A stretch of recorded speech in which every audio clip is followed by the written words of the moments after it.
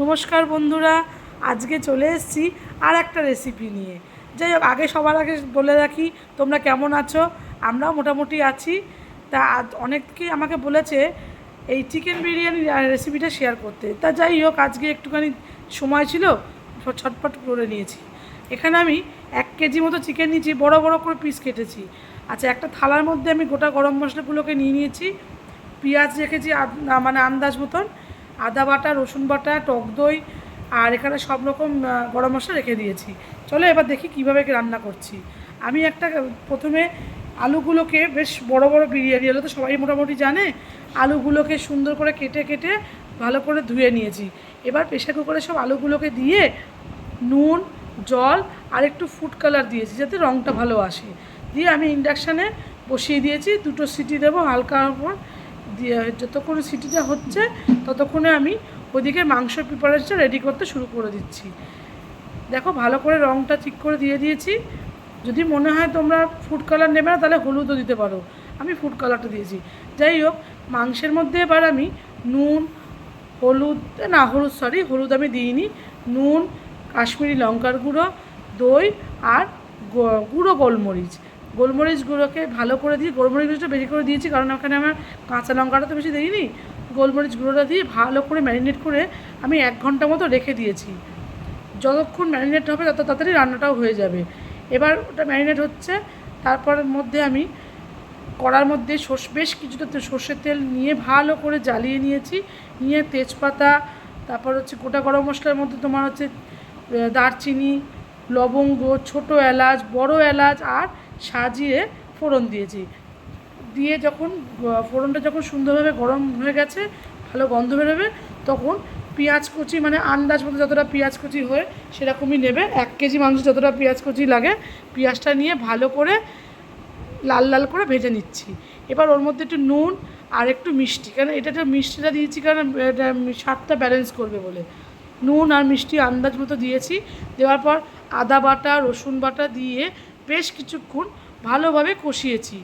কষাতে কষাতে যখন পেঁয়াজটা লাল লাল হচ্ছে, তখন কাশ্মীরি লঙ্কার গুঁড়ো, ঝাল লঙ্কার গুঁড়ো আর হলুদ, এখানে আমি হলুদটা দিয়েছি, হলুদ আর জিরে গুঁড়ো দিয়ে ভালো করে নাড়িয়ে চাড়িয়ে এবার ম্যারিনেট করা মাংসটা দিয়েছি। মাংসটা ঢালতে গিয়ে একটু বেকায়দায় হওয়াতে আমার একটু তেলটা, মানে গ্রেভিটা ঢালতে গিয়ে তেলটা একটু ছিটকে পড়েও গেল। যাই হোক, তাই গ্যাসটাকে মুছে ভালো করে পরিষ্কার করে ভালো করে নাড়িয়ে চাড়িয়ে 10 মিনিটের জন্য ঢাকা দিয়ে রেখে দিয়েছি। 10 মিনিট পরে আবার ওটা খুলে দিয়েছি, ঢাকাটা খুলে নাড়িয়ে চাড়িয়ে এবার একটা বাটিতে এভারেস্টের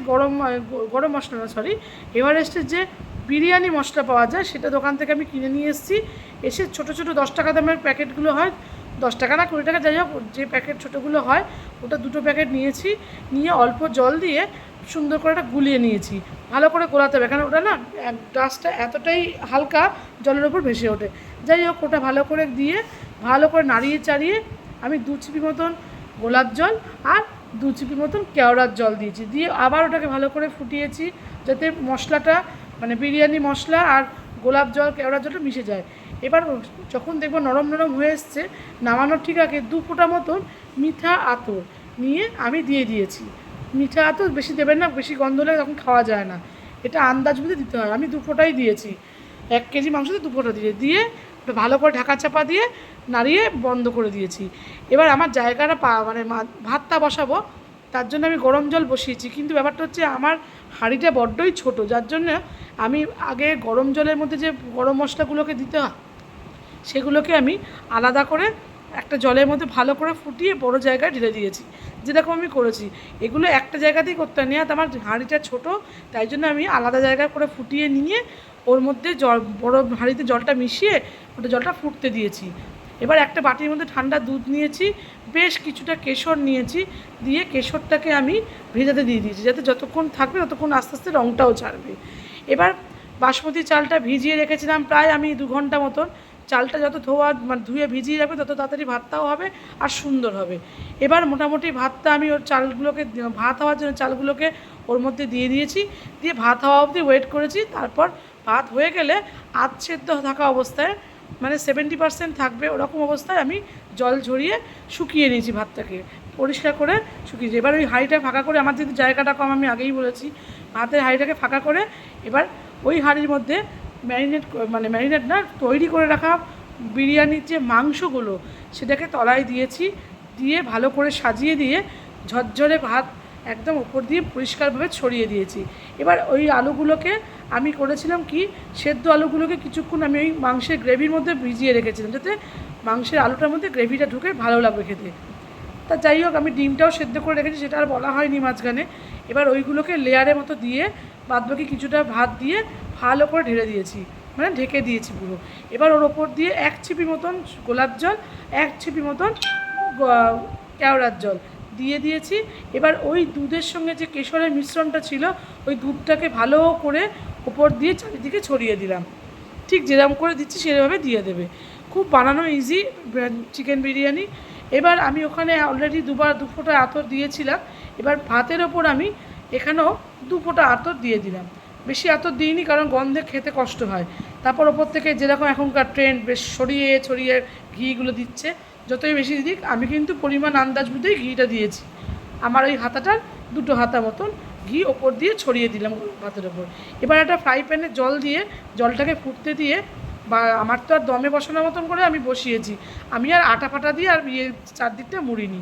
কিছুক্ষণ হওয়ার পর আমি ভুলে গেছিলাম এই হলুদ জলটা দেওয়ার জন্য, হলুদ হোক বা ফুড কালারের দুধে মিশিয়ে জল হোক, যেটা দিয়েছিলাম সেটা দিয়ে, ওটা দিতে আমি না ভুলে গেছিলাম, যার জন্য আমি দমে বসানোর অবস্থাতেই হালকা করে খুলে আমি ওটা ছড়িয়ে দিয়েছি।